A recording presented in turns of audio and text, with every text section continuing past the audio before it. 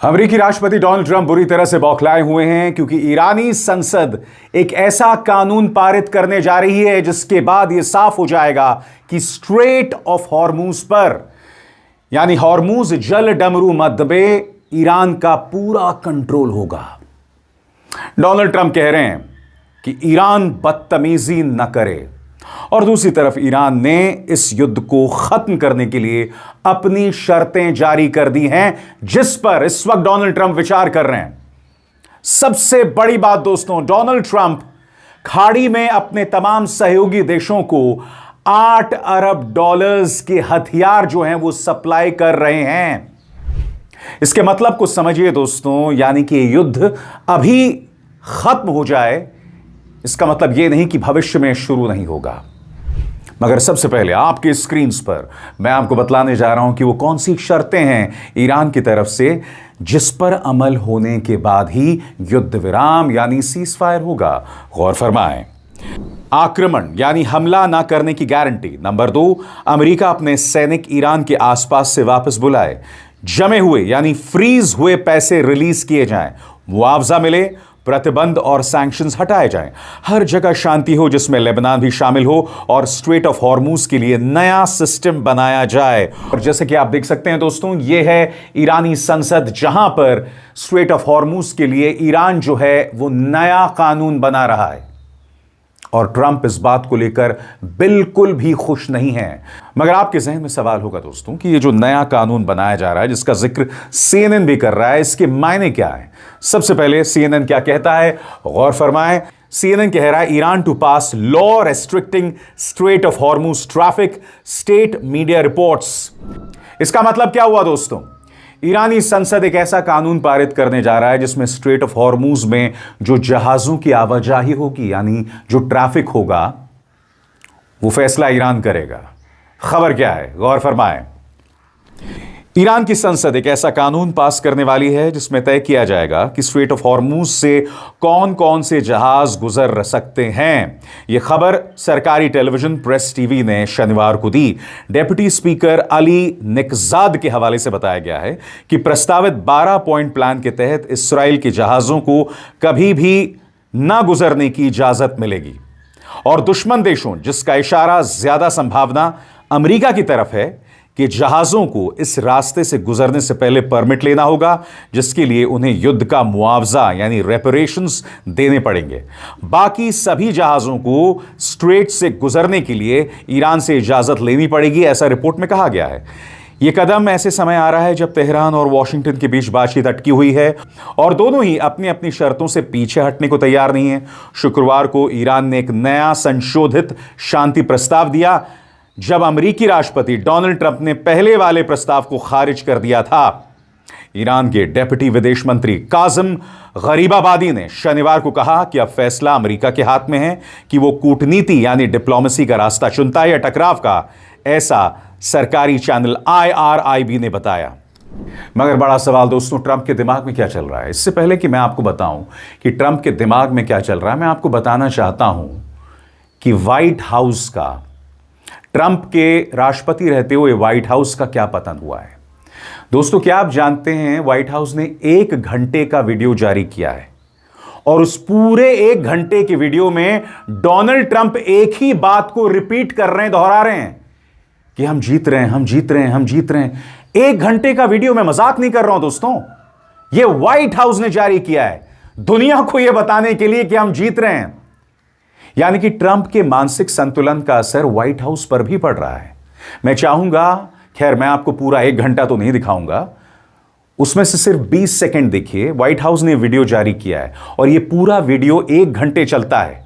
20 second में आपका सिरदर्द शुरू हो जाएगा। सोचिए, 1 घंटे का वीडियो व्हाइट हाउस ने जारी किया है।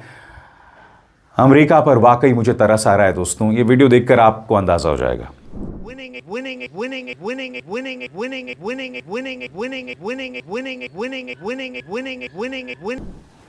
बहरहाल अब हमारे जहन में सवाल है कि ट्रंप के दिमाग में क्या चल रहा है। तो चलिए उनके बयानों पर गौर करते हैं क्योंकि ईरान ने एक नया प्रस्ताव जारी किया है जिस पर डोनाल्ड ट्रंप कह रहे हैं कि मैं विचार कर रहा हूं। गौर फरमाएं। डोनाल्ड ट्रंप ने ट्रूथ सोशल पर एक पोस्ट में लिखा, मैं जल्द ही उस प्लान को रिव्यू करूंगा जो ईरान ने हमें भेजा है। उन्होंने लिखा, लेकिन मुझे नहीं लगता कि यह स्वीकार्य होगा या मैं इससे सहमत हूंगा, क्योंकि उन्होंने अब तक इंसानियत और दुनिया के साथ पिछले 47 सालों में जो किया उसकी बड़ी कीमत नहीं चुकाई है। इससे पहले भी डोनाल्ड ट्रंप ने शुक्रवार को एक बयान में कहा था कि वो ईरान के ओर से भेजे गए प्लान से संतुष्ट नहीं है। उन्होंने व्हाइट हाउस में पत्रकारों से बात करते हुए कहा, ईरान समझौता करना चाहता है लेकिन वो उनके प्रस्तावों से संतुष्ट नहीं है। अब देखते हैं आगे क्या होता है। और ट्रंप, जैसा कि आप अल जजीरा की इस खबर को देख सकते हैं, उस 14 पॉइंट प्लान को रिव्यू कर रहे हैं जो ईरान ने भेजा है। और डोनाल्ड ट्रंप पत्रकारों के सामने आते हैं, कहते हैं कि ईरान समझौता करना चाहता है मगर वहां कोई लीडरशिप ही नहीं बचा है। सुनिए डोनाल्ड ट्रंप क्या कह रहे हैं। Doing very well with regard to just about everything, but doing very well with regard to Iran. Again, they want to make a deal. They're decimated. They're having a hard time figuring out who their leader is. They don't know who their leader is because their leader is gone. Their former leader, Khomeini. But we'll see. Any questions real fast? The which? The new 14-point proposal that Iran is... No, I haven't. I'm looking at it up here. You're looking at it? Yeah. I'll let you know about it later. But Last night you said we might be better off not making a deal with Iran. well, I wouldn't have to. I didn't say that. I said that if we left right now, it would take them 20 years to rebuild. But we're not leaving right now. We're going to do it so nobody has to go back in 2 years or 5 years. Mr. President, you also said last night that... They told me about the concept of the deal. They're going to give me the exact wording now. Yeah. Mr. President, last night you also said that only like 85% of Iran's missile-making capabilities has been eliminated. Correct. Is that other 15% important? Does the United States need to eliminate that? Well, I'd like to eliminate it. Yeah, I'd like to. It'd be a start for them to build up again. And yeah, I would like to eliminate it. उनसे पूछा गया कि क्या आप युद्ध दोबारा शुरू करेंगे, तो डोनाल्ड ट्रंप कहते हैं कि अगर ईरान ने बदतमीजी नहीं की तो हम दोबारा युद्ध नहीं शुरू करेंगे। घोर कंफ्यूजन देखा जाए। Well, I don't want to say that. I mean, I can't tell that to a reporter. If they misbehave, if they do something bad, but right now, we'll see. But it's a possibility that could happen. इस बीच, जैसे कि कार्यक्रम की शुरुआत में मैंने आपको बताया, जो कि CNN की खबर कह रही है, इसके मुताबिक जैसे कि आप पढ़ सकते हैं, US fast tracks $8 billion in arms sales to Middle East allies. सरल लफ्जों में कहा जाए, करीब $8 अरब के हथियार जो हैं वो अमेरिका मध्य पूर्व में अपने सहयोगियों को दे रहा है। खबर अहम है, इसके मायने क्या हैं, गौर फरमाएं। यूनाइटेड स्टेट्स डिपार्टमेंट के मुताबिक ट्रंप प्रशासन ने Israel, Qatar, United Arab Emirates और कुवैत को अरबों डॉलर के हथियारों की बिक्री को तेजी से मंजूरी दे दी है। यह जानकारी शुक्रवार को जारी बयानों में दी गई। कुल मिलाकर इन हथियारों की कीमत $8 अरब से ज्यादा है। इसमें कुवैत और कतर के लिए एयर डिफेंस सिस्टम और कतर, यूएई व इस्राइल के लिए लेजर गाइडेड रॉकेट शामिल हैं। कतर को होने वाली डील में पेट्रियट मिसाइलें भी शामिल हैं। अप्रैल में centre for strategic and international studies की रिपोर्ट में बताया गया था कि ईरान के साथ हफ्तों तक चले युद्ध के कारण अमेरिका के पेट्रियट मिसाइल स्टॉक काफी कम हो गए हैं। हथियारों की इस डील को मंजूरी देने के लिए मार्को रूबियो ने कांग्रेस की मंजूरी को बाईपास करते हुए कहा कि इमरजेंसी हालात हैं, इसीलिए इन देशों को तुरंत हथियार बेचने जरूरी हैं। ईरान के साथ युद्ध शुरू होने के बाद यह पहली बार नहीं है जब प्रशासन ने इमरजेंसी का हवाला देकर कांग्रेस की समीक्षा को दरकिनार किया हो।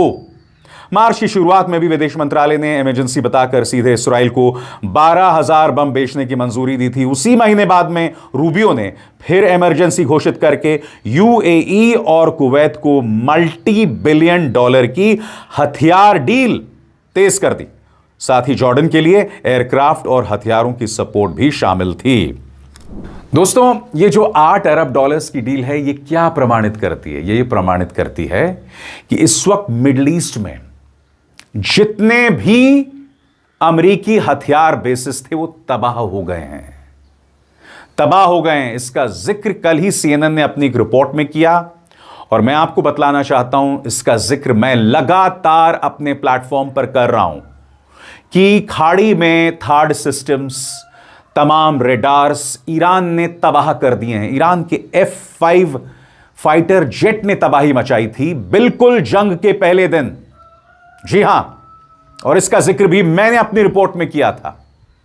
और अब CNN की रिपोर्ट, जो मैं आपको कल बता चुका हूं, वो एक बार फिर बता रही है कि किस तरह से तमाम अमेरिकी बेसिस खाड़ी में ईरान ने तबाह कर दिए हैं। आइए एक बार फिर देखते हैं उसके कम से कम 30 सेकंड देखा जाए। Burying, Kuwait. American soldiers enjoying a karaoke night at one of the biggest US military hubs in the Gulf. That was then. This is now. A once bustling American microcity in the desert, nearly empty and heavily damaged after a weeks-long barrage of Iranian missiles and drones. One of many US military facilities in the oil-rich Arabian Peninsula, targeted by Iran even as the US and Israel pummeled the Islamic Republic's large army. यही वजह है कि America $8 अरब की हथियार deal कर रहा है। फायदा उसका है, मगर हकीकत यह है कि जो तमाम खाड़ी देश हैं जिनमें साफ तौर पर एक दोगलापन है, जिन्होंने ईरान के साथ विश्वासघात किया, ये उनके डर को भी बताता है। अगले 48 घंटे हमारी निगाह होगी दोस्तों, क्योंकि ईरान ने अपनी तरफ से दूसरा समझौता भेजा है। हालांकि उस समझौते में पहले के मुकाबले कोई ज्यादा परिवर्तन नहीं है। ईरान झुकने को तैयार नहीं है और डोनाल्ड ट्रंप दुनिया को बताना चाहते हैं कि मैं तो झुका ही नहीं हूं, मैं एक स्ट्रांग मैन हूं, क्योंकि उनके सामने मिड टर्म इलेक्शंस जो हैं